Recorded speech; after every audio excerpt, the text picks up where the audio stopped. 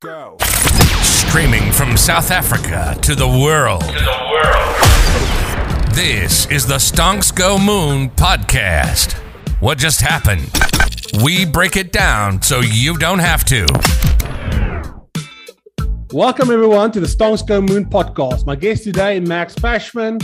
He is from Pashman Financial LLC. Max, how are you? I'm doing great, my friend. Just got my coffee over here, my large one, and I am ready to go over here. I am struggling not to get lost in your eyes. You are, as a straight male, I can say you are a very attractive male. And another reason to check out this YouTube video and not only listen on Spotify. Max, to me, you are the poster boy or the poster child for the Great Resignation. You had this great job, like the comfy job, and you just decided, well, this isn't for me or whatever the case may be, and you left. And it's not like you had a lot of money in the bank account or financial backing. You just left. Talk to us about that. What went through your mind and what made you basically resign and do your own thing? Yeah, and it's a great question because I feel like there's a lot of people that feel what I felt into making my decision, and my decision was multiple different factors. For me personally, I felt like in this direction that I was going with financial planning, because I've been, doing this for about 7 years now, and I had just gotten my CFP designation, and Congrats. I have 30. Yeah, thank you. I have 30 coming around the corner right now. And, when that age started to kick in, me being 29, I started to say to myself, like, okay, we're entering the 30s right now. This is like the 10-year stretch.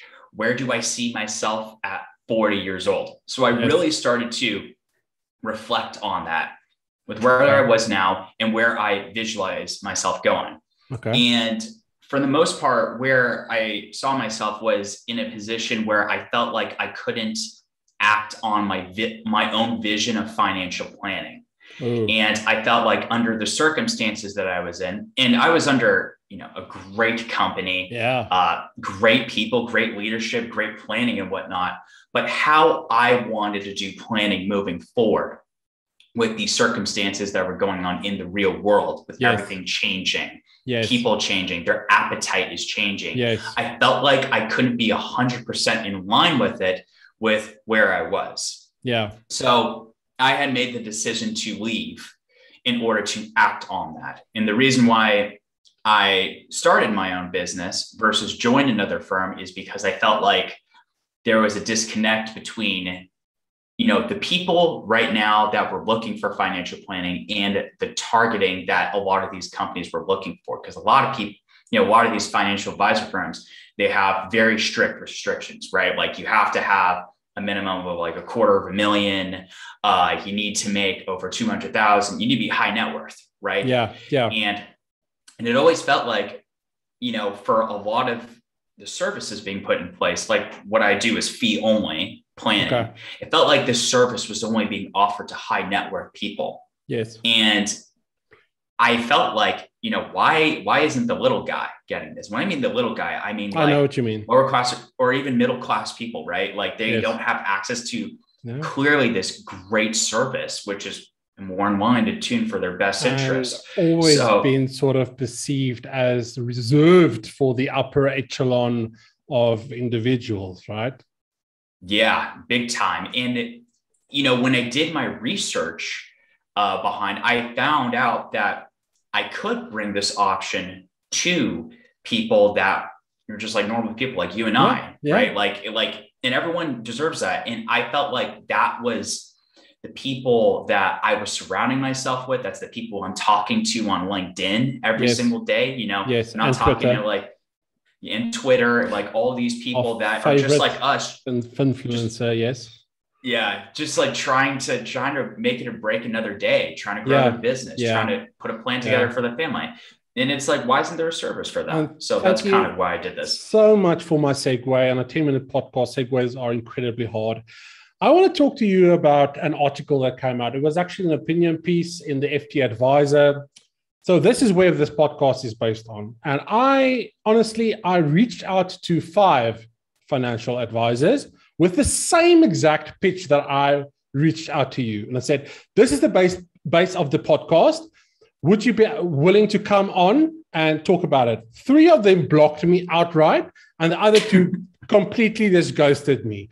So now let's get into it, right? It was an article, opinion piece, FT Advisor. How can advisors attract DIY investors by James Coney? And he goes on to say, the question is, at the bottom of the page, the crux of this article says, the question is, with so many younger people now going it alone from an early age on platforms such as Vanguard, how can financial advisors ever win these customers, right? Then he goes on to say, not really answering the question. He talks about IMA funds and stuff like that. He goes and says, in reality, this means that in the future, if you want new clients, businesses will have to target people before they find Vanguard. But with current price models, convincing them that this is worth the cost is going to be a challenge. And I sat back and I said, that's maybe the most out of touch, disingenuous thing that I have read this whole year. Because to me, yes, the tools are there. Vanguard is there. I've been outspoken about the platforms and the wealth creation platforms in the DIY, spoken on the kickoff sessions with Darren Lee about it. But these people that go that route still need advice. I mean, they've got fucking no idea what they're doing. Just because you want to do something your own and saying, oh, I need to catch them before they know. That's, to me, that doesn't sit right. And I mean, what's your take on that? Yeah, I think the article really kind of relayed my, what I was thinking the industry was going and the problem that was in the industry in the first place. And the problem with, the standard industry as it is, it's like, there's like a ton of millennials right now that are sitting on a ton of money. Yeah. But the problem is that these archaic business models are incentivized not really to give you the right advice, but to manage a ton of your money. Yeah. That's where the disconnect is, in my opinion, is assuming that what people need is their money managed for them. But what it should be is giving them advice, right? And that's the main difference between those two. Financial advice. Exactly. I mean, as obvious as that might sound, unfortunately, the industry is not incentivized to do that. Like, they will give financial advice, right? Yes. But when it comes to compensation, they're more incentivized to just give you some advice in an effort to collect your funds rather than the sake of actually advising people. Yes. So like me, for example, and when I'm doing my firm, I brought on about 20 households so far. Oh, wow. Thank you. And with the model that I have, I am more incentivized to give them ongoing planning than just strictly collecting assets. Like I manage some funds for my clients, but that's not my bread and butter. My main piece of financial advising isn't managing your funds. Yes. I give them the option. You can manage it or I can manage it, but I'm giving you direction on what to do moving forward, how you should be allocating your investments, what you should be doing forward. That's what people are paying me for, right? Is to give them that guidance to become a partner versus just saying, I'm going to completely take this out of your hands right now. Yeah, because I mean, I've always had this feeling or this perception, but it's real. It's not even a perception that it's like signed onto the next one, signed onto the next one, signed onto the next one. That's not what it's supposed to be. I like that recurring support. It's like a friendship, right? It's like, that's what it's supposed to be. I mean, financial advising is strictly relationship based. I mean, sure, we put together sales tactics in terms of, reaching out to people, going through the sales process and whatnot, but we don't sell them a product and then they don't speak to us ever again. The contract is us working on their financial future that we're going to be monitoring for like the next 20 or 30 years. Yeah. If they don't like me, I'm not going to like them. So it is relationship based in that sense, because we are talking about your future, not just some fancy toy that you're going to be paying a premium on, right? It's the ongoing service. And that's what people are actually looking for, as it turns out. But I mean, I'm willing to take a bet that if you ask a sample size of 10 people, do you know what's going on in your fund? Yep. I mean, the majority is going to say, I've got no idea, it's there, whatever. And then if they really need to know what's going on, it's most likely too late, because that's a reality. Yeah. Well, that's why it's important to keep the communications up with your clients and make sure that you're meeting with them on a frequent basis. And more importantly, you're also being transparent about what they are paying you for. And I think that's a big disconnect too, right? It's like, 1% might seem minimal to someone, but when you're making like 7 figures, it can turn out to be a lot of money that might be draining your funds, right? So I think that when people are more educated on what it is they're doing, and you can give them an appropriate benchmark side by side, it makes it easier for them to understand. They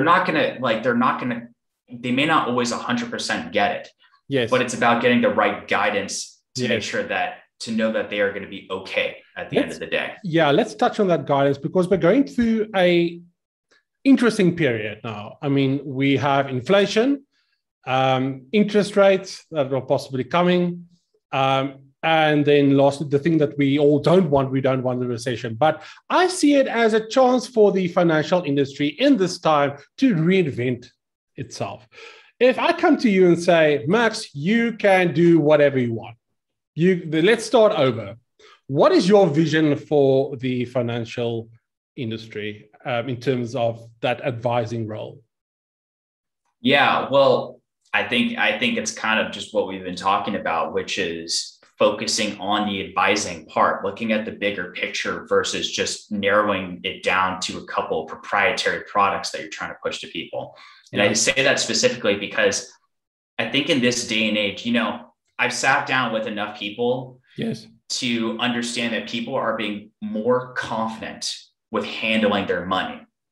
I would say half my clients right now are very confident handling their own money right now. But what they need to make sure is that there is someone on standby making sure that they're hitting their goals, they're on track, and really that's educating them and monitoring them along the way to make sure that they're going to be okay. So I think in terms of, revolutionizing the industry, I think advisors need to flip their business model to be incentivized to go down that direction. Because I think that, when we talk about, inflation, a down market in the future, what are we, positioning ourselves to do in order to make sure that when we receive that phone call from our clients, how we're going to be, rest assured that they're going to be confident moving forward. And the thing about money is that you and I both know that most of the time it's about psychology.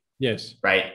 And a lot of people, when they're going through a downturn and they're losing 20% of their money, might be in a correction like that, sometimes just having that peace of mind and having someone to tell them, hey, just remind them what their goals are, why we're doing this, why we're going in this direction, could be a lifesaver. I mean, that was apparently clear during COVID last year when everyone was, losing money in March and April. I knew a lot of people that dipped out. And they didn't have the guidance to tell them otherwise. And obviously, I'm not saying that I had a crystal ball at that time. But at the end of the day, I think we both know that most average investors are better off with a long-term strategy. Well, I completely agree. And I think it's our job as advisors to give them that reminder, especially during down market times when they're very emotional with their money, because no one likes to lose, no one likes to get a negative return. And I think those moments can be crucial for their goals that they have in the future. Max, before I let you leave, some questions from social. Most people want to know, does Max own meme coins or meme stock for that matter? I guess it's like meme coins or meme stock. I mean, I personally don't own any. like I own crypto, but it's like more the close enough. Close enough. Let's call it close enough. And then, like, let's say we go through a 30 to 40% correction. 20% is nothing at this stage. Let's say 30, 40%, like a real full-on bear market. Would you still advise people to dollar cost average and just say, like, forget what's going on? Well, I wouldn't say forget what's going on. I would say that what I would do is, I would reflect back over the last 30 years and just say to ourselves, where do we think we're going to be after this? Are we going to go right to zero? Good question. Like, do we really think? I mean, that's apocalypse right there. Like, then we've got bigger things to worry about then than the stock market being at zero. So I don't tell people, hey, forget about it, because someone's going to remind them at some capacity, whether it's their friend, their family, or even the news. Yes. News, is the biggest fear mongerer that we know, and it's going to remind them. So it's not about forgetting it, but it's a matter of giving yourself the right perspective. And I say this a lot on LinkedIn about having the right mindset and the right approach. Yes. If you're buying when markets are going up, great, my investments are going up. If markets are falling down, awesome, I got a discount because I got a long-term horizon coming up. Because if you really feel like your investments aren't going to go up in the next 10 years, probably shouldn't be investing. Right? I was about to say, what are you doing? And like the probability of buying when there's blood in the streets is always better, right, than not doing anything at all. Max, thank you so much for joining us today. If the listeners want to catch up with you, where can they get hold of you? What are your socials, and what else are some of the things that you're busy with? Yeah, so I'm big on LinkedIn right now. So you just search me, Max Pashman. Yeah. Well, and if you want to visit my website too, it's just pashmanfinancial.com. On my LinkedIn, there's a channel link. You can access all my channels, my newsletter, Pash Money newsletter. You put in your email in there, you'll get a monthly subscription through that. And I love conversations like this. I'll always keep my messages up. If people have genuine curiosity, I'm always happy to have a chat. Yeah, and we'll put those links in the comments. Max, thank you so much for joining us. And to our listeners, peace, love, and prosperity. And we'll catch you in the next one. Cheers.